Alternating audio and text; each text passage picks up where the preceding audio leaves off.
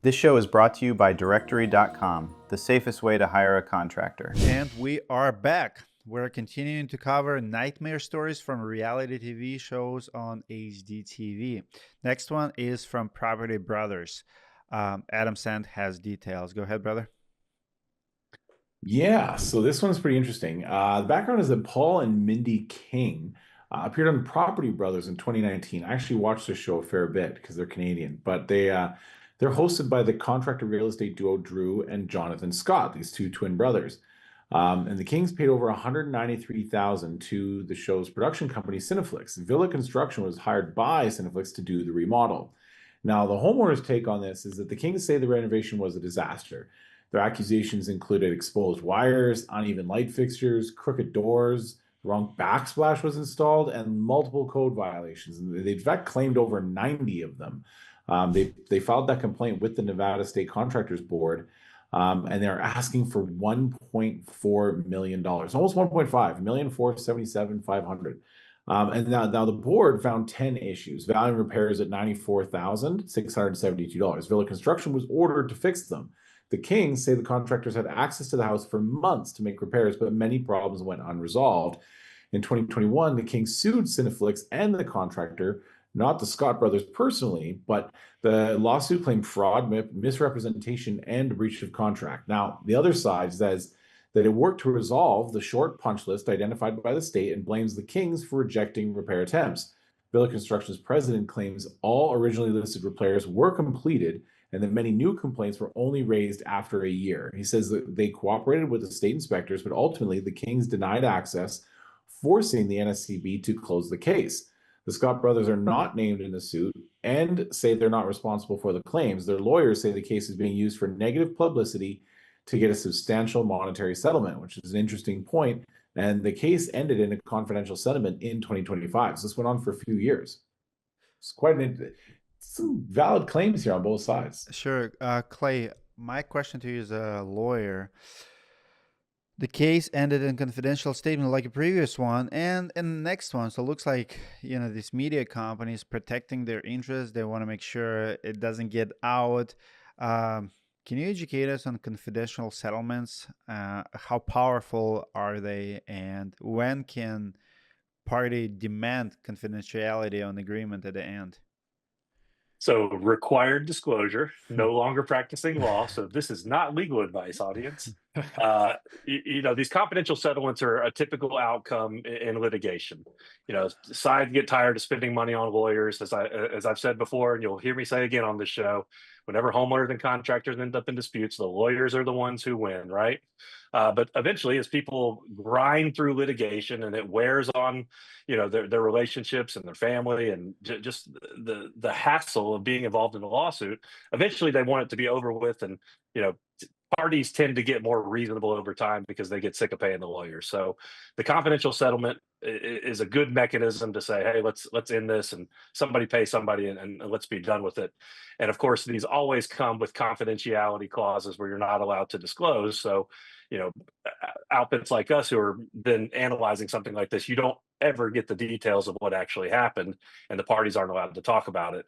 And typically, whenever you sign one of those confidentiality clauses along with a settlement, the penalties are stiff, like the clawbacks are grave. So if someone were to violate that confidentiality, a lot of times they're having to pay back the money, sometimes with additional penalties.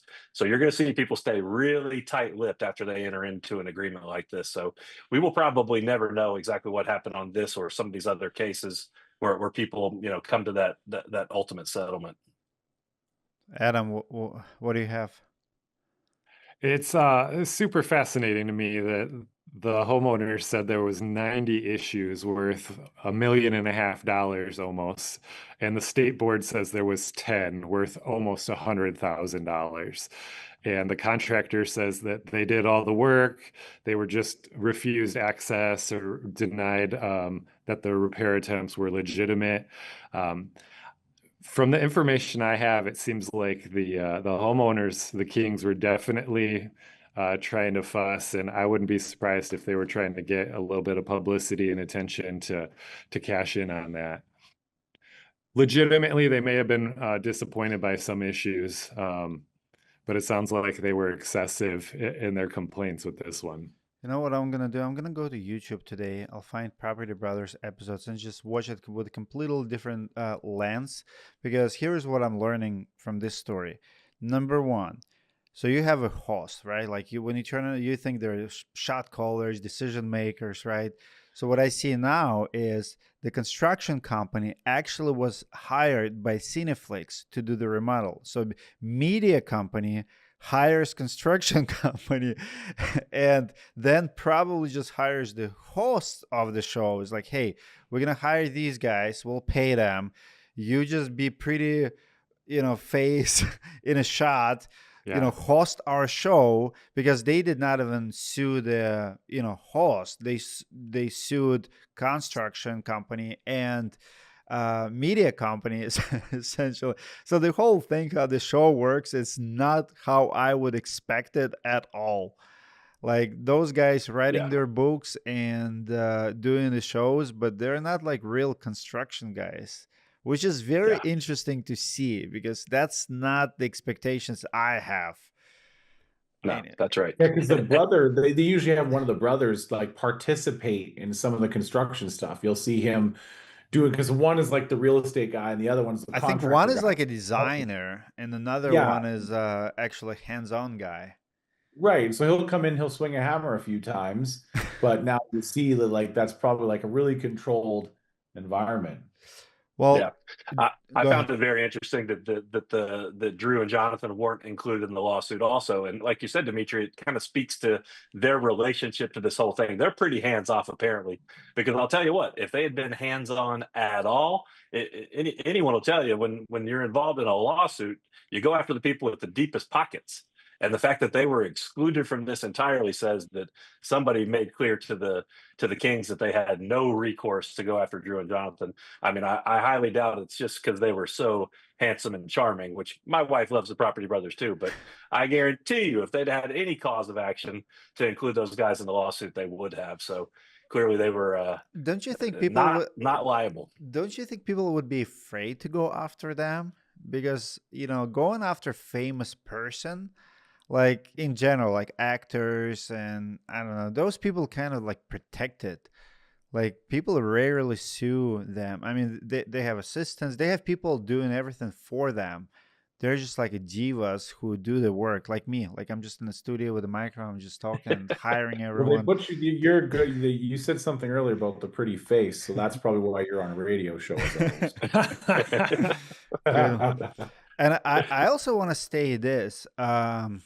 My advice to the homeowners, because I've seen way too many stories like this, every time where you exaggerate your numbers trying to get more likely than not, you're going to get less. I would argue that if this homeowner went to court and say, hey, I'm suing them for $100,000 or $200,000, here's a 20 issues, they would probably be considered as reasonable people, listened to, and got what they wanted. But when you going after like $1.5 million over 90 issues, and I can only imagine the judge or whoever was doing an investigation going. Can you imagine the process going from 90 to 10? It's like, yep, nope, exaggerated, not doing this, not doing this, not doing right. It's all, I would argue it hurt them. It could be 20 issues there. But when you slap so much on the wall, and a lot of homeowners are doing it, it's like, oh, you're going to owe me for this. Or if I sue you, you're going to owe me for everything. No, just because you accuse people of something, it doesn't mean that you're going to get it. And maybe they were also hoping that they're going to get it because it's a bigger company, because it's media, because of negative publicity that will do it. So I think that's what's going inside people's minds.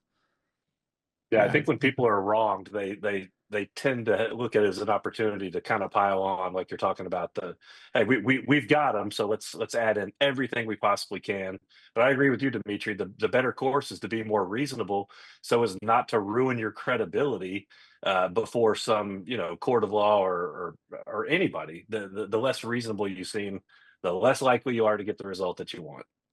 One of the things I do on a regular basis now is, I actually, because of my business directory.com, I deal with the claims like this, and I would tell people that the best thing you can do in a scenario like this is hire someone who's not originally working on it and just present the bill. Someone reasonable. Like I cannot tell you how many times I stepped in and tried to help homeowner and contractors, but that relationship was so messed up already. They were so mad that contractor, no matter what he does, could fix the problem. And this is what we see here. Cinephilex says it worked to resolve short punch list identified by the state. It blames the Kings for rejecting the repairs.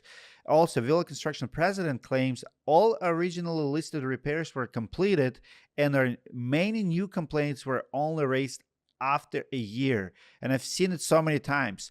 You know, contractors who got on the wrong foot, they're going to keep coming back and coming back. It's never going to go away. So the best scenario sometimes is hire someone else, fix it, someone reasonable that both party agrees, and just present the bill. I'll pay for hire a contractor of your choice and send me the bill and I'll cover it. If you don't like my work, here's the guy, or here's the guy, or here's the list. Let them do it, because you already have such a bad relationship. No matter what you do, less likely they're going to accept it. Do you guys agree?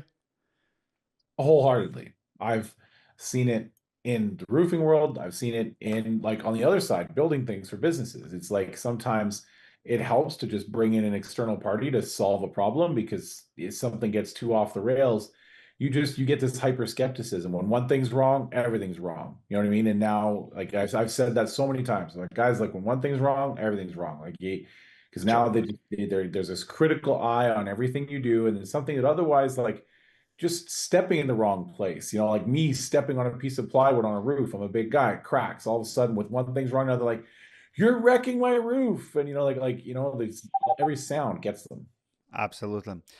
Well, our next story is even crazier, and actually the saddest story today. Story about Renovate My Family show, a reality show that gone wrong. Do not go anywhere. We'll be right back.